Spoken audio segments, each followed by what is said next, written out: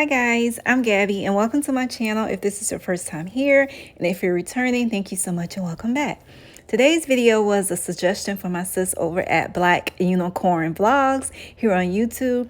Please go check out her channel. She currently lives in Ghana and occasionally posts interesting vlogs about her life and being a business owner in Accra. She suggested that I do a video about the process and the time frame for direct consular filing. Thank you, sis, for your suggestion and also for always supporting me here on my channel. I appreciate you so much.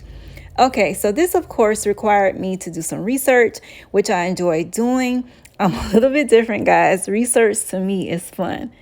But anyways, I also want to encourage you to do your own research as well. Don't just take my word for it or anyone else's word. For that matter, always do your own research as well.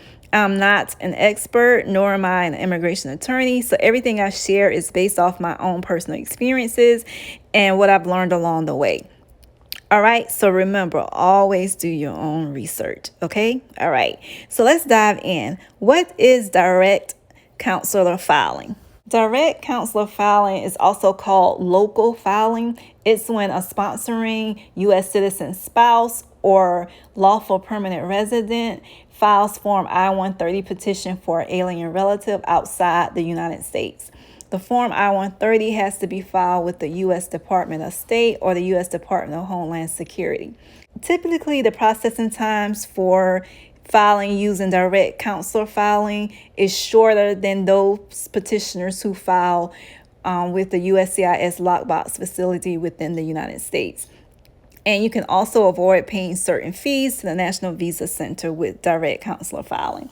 However, direct consular filing does have its restrictions, and to find out more, you can contact the U.S. Embassy or the consulate in your country. But there are two main restrictions that you should be aware of.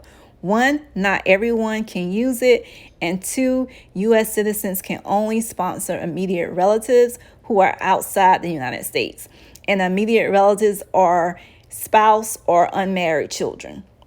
So, who can use direct consular processing to get an immigrant visa? Well, direct consular processing can be used only by a U.S. citizen or green card holder who temporarily lives outside the United States and meets some requirements. But please keep in mind that direct consular filing only applies for filing Form I-130. Any other of your visa paperwork, this will not speed up that process, because you still have to file and wait for the approval of your DS-260, which is the online immigrant visa application, as well as Form I-864, which is the financial affidavit of support form. Now let's talk about the requirements for direct consular filing. In order to use direct consular filing, you must be married to a U.S. citizen or a lawful permanent resident and meet these specific requirements. 1. The U.S. citizen spouse or lawful permanent resident must currently live outside the United States or has been outside the country for an extended period of time. 2. The sponsoring spouse must prove that he or she is temporarily in a foreign country. The sponsoring spouse must consider their home in the U.S. as their permanent home, or there be a plan to be in the U.S. Also, the foreign spouse or the sponsoring spouse must have an exceptional circumstance. Now, this exceptional circumstance requirement only applies if there is not an USCIS office in the country where the sponsor currently lives. Also, guys, I want you to be mindful of the potential outcomes of you filing your visa petitions, particularly if you're filing due to exceptional circumstance. If you're filing with an exceptional circumstance and for whatever reason your case is denied, you cannot appeal the case. You will have to resubmit with the USCIS lockbox in the United States. Okay, now let's move on and talk about what an exceptional circumstance will look like. So to show that you have an exceptional circumstance, then one of these cases will need to apply.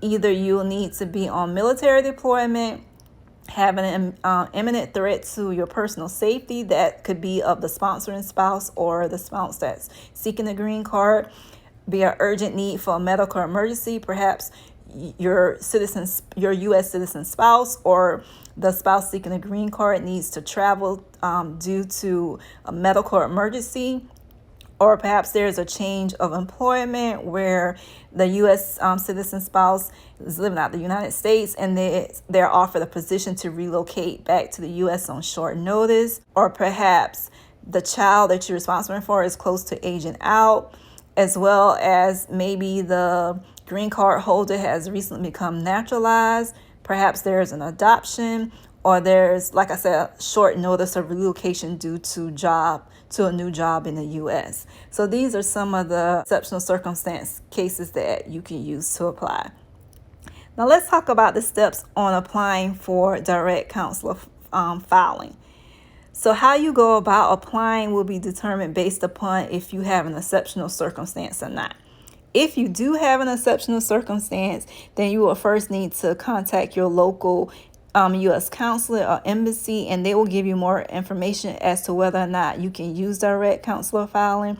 Then they will also let you know which government agency you will need to file your Form I-130 petition for your immediate relative with, whether it be the U.S. Embassy, the consulate, or international USCIS field office.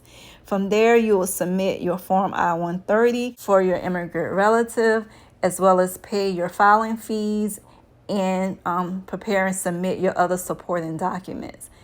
However, if you don't have an exceptional circumstance, then you will check to see if there is a USCIS field office in the current country that you are. Then you can file your Form I-130 with your evidence of sponsoring your spouse in the country where you apply. And if your embassy or consulate does not have international USCIS office, then you can file your petition by mail with the USCIS Chicago lockbox. And also you'll also have to pay the filing fee and prepare your other supporting documents as well. Now, when it comes to the processing times for direct consular filing, typically it's shorter than submitting through within the United States. Remember that processing times vary. It depends on the workload and availability at that facility.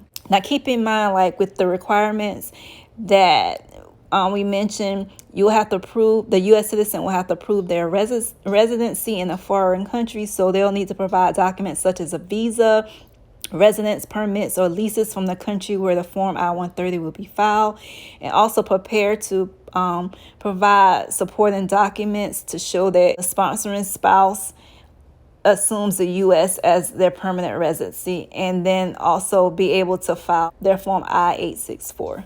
So guys, I hope you found this helpful. Again, shout out to my sis over at Black Unicorn Vlogs. Thank you so much. Go check out her channel. Thank you so much for watching. I'll see you guys in the next video. Take care. Okay, bye.